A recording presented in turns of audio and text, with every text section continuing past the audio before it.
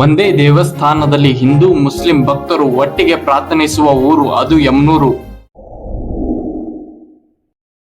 ನಮಸ್ಕಾರ ಕರ್ನಾಟಕ, ನಾನು ನಿಮ್ಮ DK ಬ್ಲಾಗರ್. ಇವತ್ತ ಈ ಒಂದು ವಿಡಿಯೋದಾಗ ಏನ್ ತೋರ್ಸಾತೇವ ಅಂದ್ರ ನಮ್ಮ ಧಾರವಾಡದ ಯಮನೂರು ಗ್ರಾಮವನ್ನ ಈ ಒಂದು ವಿಡಿಯೋದಾಗ ತೋರ್ಸಾತೇವಿ. ಮತ್ತ ಆ ಗ್ರಾಮದ ಬಗ್ಗೆ ಕೂಡ ಈ ಒಂದು ವಿಡಿಯೋದಾಗ ಹೇಳ್ತೀನಿ ಅಂತ. ನೀವು ಕೂಡ ಅಲ್ಲಿ ವಿಸಿಟ್ ಮಾಡಬಹುದು. ಲೊಕೇಶನ್ ಡಿಸ್ಕ್ರಿಪ್ಷನ್ ಇದೆ, ಒಂದ್ಸಾರಿ ವಿಸಿಟ್ ಮಾಡಿ. ಬನ್ನಿ ಈಗ ವಿಡಿಯೋ ಶುರು ಮಾಡೋಣ.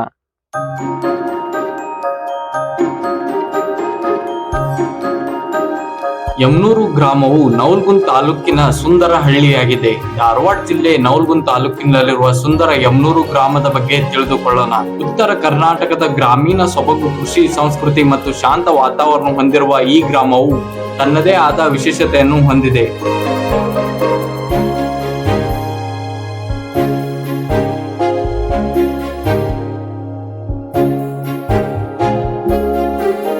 ಯಮನೂರು ಗ್ರಾಮದ ಪರಿಚಯವನ್ನು ನೋಡಿದರೆ, ಯಮನೂರು ಗ್ರಾಮವು ನವಲಗುಂದ ಪಟ್ಟಣದಿಂದ ಕೇವಲ ಕೆಲವು ಕಿಲೋಮೀಟರ್ ದೂರದಲ್ಲಿದೆ.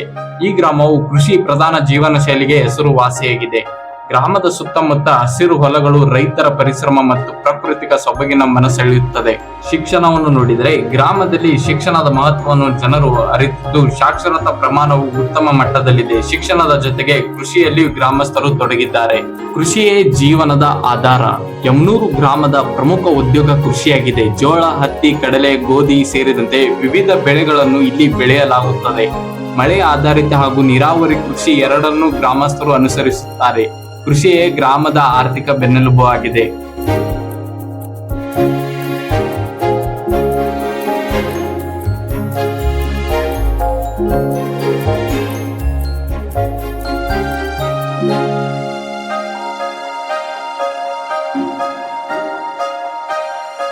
ಹೆಸರಿನ ಬೆಳೆ ಚೆನ್ನಾಗಿದೆ, ಆದರೆ ಕಟಾವು ಮಾಡಲು ಸಮಯ ಕಡಿಮೆ ಇದೆಯಾ?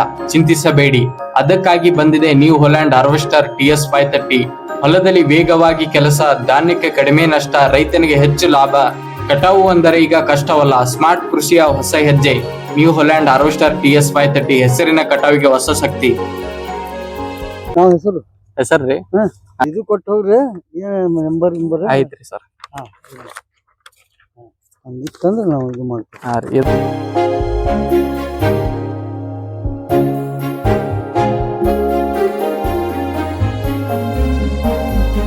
ಗ್ರಾಮೀಣ ಸಂಸ್ಕೃತಿ. ಯಮನೂರು ಗ್ರಾಮದಲ್ಲಿ ಉತ್ತರ ಕರ್ನಾಟಕದ ಸಂಪ್ರದಾಯ ಮತ್ತು ಸಂಸ್ಕೃತಿಯನ್ನು ಇಂದಿಗೂ ಕಾಣಬಹುದು. ಹಬ್ಬ ಹರಿದಿನಗಳಲ್ಲಿ ಜಾತ್ರೆಗಳು ಹಾಗೂ ಸಾಮಾಜಿಕ ಕಾರ್ಯಕ್ರಮಗಳು ಗ್ರಾಮಸ್ಥರ ಜೀವನದ ಪ್ರಮುಖ ಭಾಗವಾಗಿವೆ. ಗ್ರಾಮದಲ್ಲಿ ಆತ್ಮೀಯತೆ ಮತ್ತು ಒಗ್ಗಟ್ಟು ವಿಶೇಷವಾಗಿ ಕಂಡುಬರುತ್ತದೆ.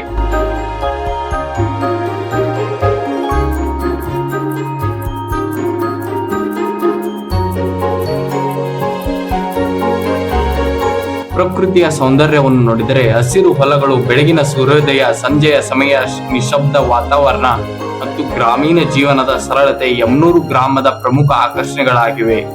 ಪ್ರಕೃತಿಯ ನಡುವೆ ನೆಲೆಗೊಂಡಿರುವ ಈ ಗ್ರಾಮವು ನಗರ ಜೀವನ ಗದ್ದಲದಿಂದ ದೂರವಾಗಿ ಶಾಂತ ಅನುಭವ ನೀಡುತ್ತದೆ.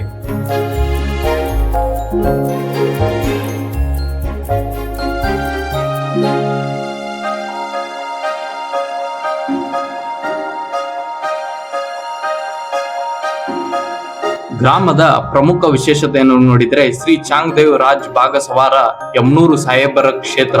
ಗ್ರಾಮದ ಅತ್ಯಂತ ದೊಡ್ಡ ಆಕರ್ಷಣೆ ಶ್ರೀ ಚಾಂಗದೇವ್ ಉರ್ಫ್ ರಾಜ ಭಾಗಸವಾರ ದೇವಸ್ಥಾನ, ಪೀಠ, ದರ್ಗಾ. ಚಾಂಗದೇವರು 12ನೇ ಶತಮಾನದಲ್ಲಿ ಜೀವಿಸಿದ್ದು, ಪವಾಡ ಪುರುಷರು.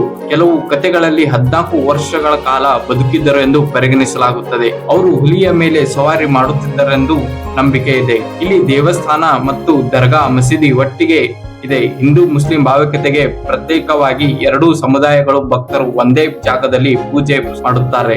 ಹಾಗೆ ಇಲ್ಲಿರುವ ಬೆಣ್ಣೆ ಹಳ್ಳದ ನೀರು ಚರ್ಮ ರೋಗಕ್ಕೆ ಗುಣಪಡಿಸುವ ಔಷಧಿ ಗುಣವಿದೆ ಎಂಬ ನಂಬಿಕೆ ಇದೆ.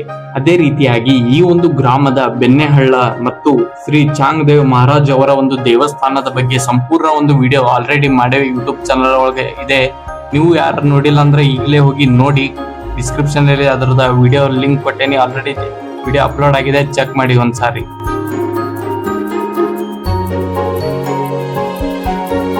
ಕೊನೆಯದಾಗಿ, ಧಾರವಾಡ ಜಿಲ್ಲೆ ಯಮನೂರು ಗ್ರಾಮವು ಕೃಷಿ, ಸಂಸ್ಕೃತಿ ಮತ್ತು ಪ್ರಕೃತಿಯ ಸೌಂದರ್ಯದ ಸುಂದರ ಸಂಗಮವಾಗಿದೆ.